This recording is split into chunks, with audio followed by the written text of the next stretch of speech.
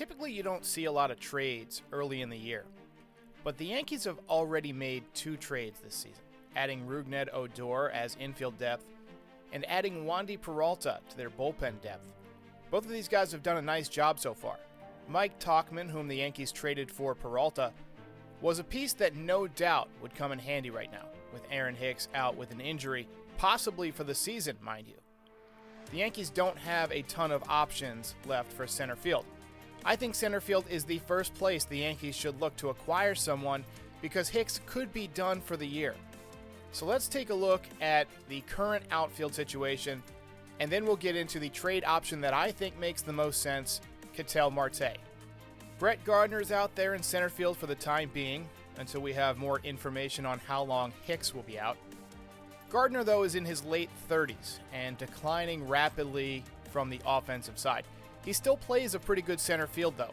We saw a nice catch last night in Texas. In left field, we have Clint Frazier, who most people think is going to hit eventually, but we can't ignore the fact that we're 7 weeks into the season and the guy's still basically hitting $150. Miguel Andujar has been picking up more hits lately, albeit of the single base variety. Miggy 2 bags has become Miggy 1 bag, but still, he's beginning to hit.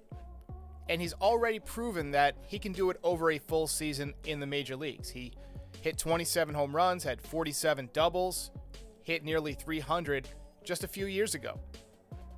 His routes in the outfield have also looked pretty good. I don't think he has the arm of Clint Frazier. I haven't looked at the StatCast data on those arms because Miggy has not had enough opportunities, but he may very well have the speed. In the battle of those two, I'm going to admit I'm more optimistic about Miguel Andujar at this point, despite his lack of power.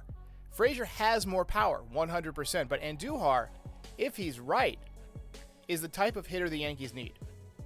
He doesn't strike out much or walk much. He puts the ball in play. And his ability to hit the ball from line to line, especially with all these funky shifts, could create more traditional runs for the Yankees as they tend to rely a bit too much on the home run ball. And I think everybody wants them to be able to pick up more hits with runners in scoring position. Last night's big inning against Texas, in which Miguel Andujar picked up a game-tying single, was an example of how much more fun baseball can be when the game isn't filled with the 3 true outcomes, strikeout, home run, and walk.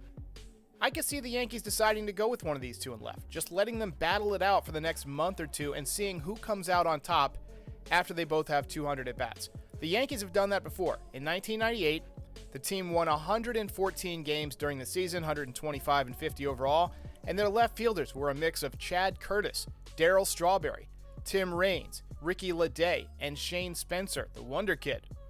But they made it work by going with the hot hand, especially Shane Spencer, who had 10 home runs and 27 RBIs with a .373 batting average in just 67 at-bats. Insane. The Yankees have enough pieces that I think they could find some production in left field.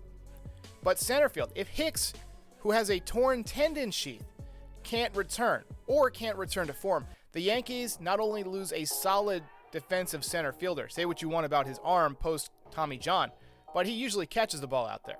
He can run him down. He's much better at going back than he is at going in. But the Yankees will lose that defense, and they'll lose one of their only left-handed bats. He's a switch hitter. The name I keep seeing tossed around is one that I think would be a great fit, though he won't come cheap. Ketel Marte. Marte is just 27 years old, right smack in the middle of his prime years. He's a switch hitter, just like Aaron Hicks, who currently plays with the Arizona Diamondbacks, though he's rehabbing an injury right now.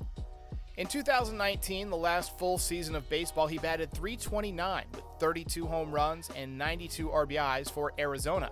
He's basically, think of him as a switch-hitting version of Miguel Andujar, who also plays center field. He's that type of hitter. He doesn't strike out much. He only struck out 86 times in 2019. His OPS that year was a very Judgian .981. He got off to a hot start in 2021 before getting injured, but injuries have not been a problem for his career, and he's currently on rehab assignment, so we should see him back in the majors soon. He played 6 games. Marte is signed through the 2022 season and makes less than $5 million annually, so he's cheap, which means that the trade cost for him could be enormous. I'll go ahead and reassure you the Yankees will not trade stud prospect Jason Dominguez. In fact, if the Yankees can somehow land Marte and put him in center field through 2022 at the end of his contract, Jason Dominguez should be able to step right in and take his place eventually.